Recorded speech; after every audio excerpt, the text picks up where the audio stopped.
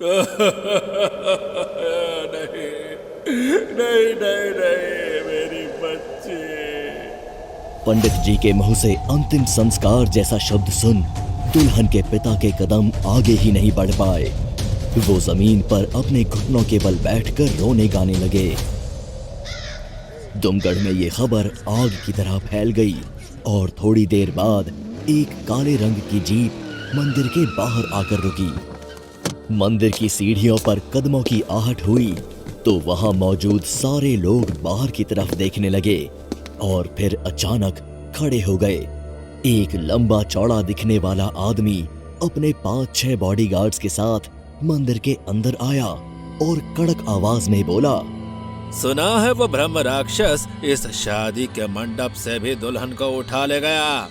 सरपंच को मंदिर में देख गांव वालों को थोड़ी हिम्मत मिली, पर पंडित जी ने सरपंच के सवाल का निराशा भरी आवाज में जवाब देते हुए कहा, जी सरपंच जी, आज भी उस ब्रह्म राक्षस ने फिर से वही हरकत की जो वो हमेशा से करता आया है। पंडित जी के ऐसा कहने पर दूल्हा चकित रह गया और उसने पंडित जी से पूछा, पंडित जी, ये आप क्या कह रहे हैं? मैं कुछ समझा नहीं। क्या मतलब जो वो हमेशा से करता आया है? ऐसा क्या करता आया है वो ब्रह्म राक्षस? मगर पंडित जी के जवाब देने से पहले सरपंच जी गुस्से में बोल पड़े, क्या करता आया है वो दरिंदा? मैं बताता हूँ वो क्या करता आया है। वो ब्रह्म राक्षस हमारे गांव के 97 दुल्हनों को उठा कर ले गया है। क्या 97 दुल्हनों को? हाँ, 97 दुल्हनों को, वो भी 7 फेरे होने से पहले। और हम आज तक उसका कुछ नहीं बिगाड़ पाए।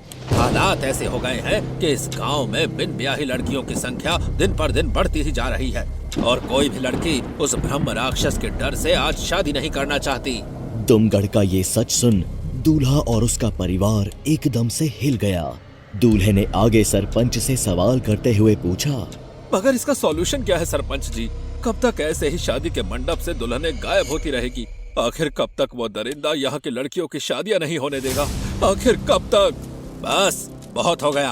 अब मैं उस ब्रह्म राक्षस के अत्याचार का शिकार अपने गांव को नहीं बनने दूंगा। मैं उसका खात्मा करके ही दम लूंगा। तो बताओ, मेरी इस लड़ाई में कौन कौन है मेरे साथ? सरपंच जी का जोश और जुनून देख गांव के लोग उनका साथ देने के लिए मान गए।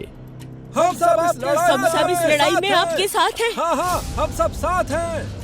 लेकिन तभी पंडित जी ने कुछ ऐसा कहा कि सबका जोश एकदम से ठंडा हो गया। अगर आप लोग भूल गए हैं तो मैं याद दिला दूं कि वो ब्रह्म राक्षस हैं।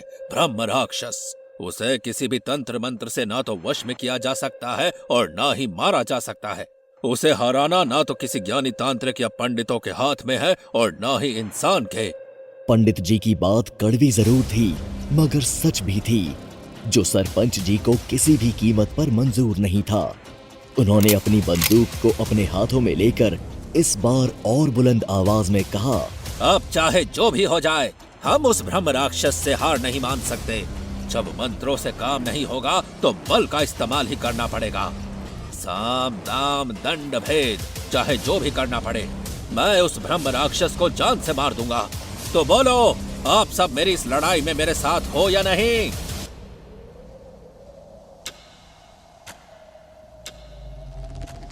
इस बार गांव के लोगों में वो पहले वाला जोश नहीं था, क्योंकि सब जानते थे कि वो ब्रह्म राक्षस किसी बंदूक की गोली से नहीं मरने वाला था। सबका भरोसा और हिम्मत दोनों ही टूटने की कगार पर था। सब के सब गहरी सोच में पड़ गए। तब पंडित जी ने भारी आवाज में अचानक से कहा, उस ब्रह्म राक्षस से अगर इस गांव की बहन बेटियों को बचा कर रखना है तो सिर्फ और सिर्फ मौन विवाह ही एक इकलौता उपाय है, क्योंकि इस दुनिया में ऐसा कोई नहीं है जो ब्रह्म राक्षस को मात दे सके। लेकिन तभी पीछे से किसी की आवाज आई, नहीं पंडित जी, इस दुनिया में एक ऐसा शख्स है जो उस ब्रह्म राक्षस को मात दे सकता है।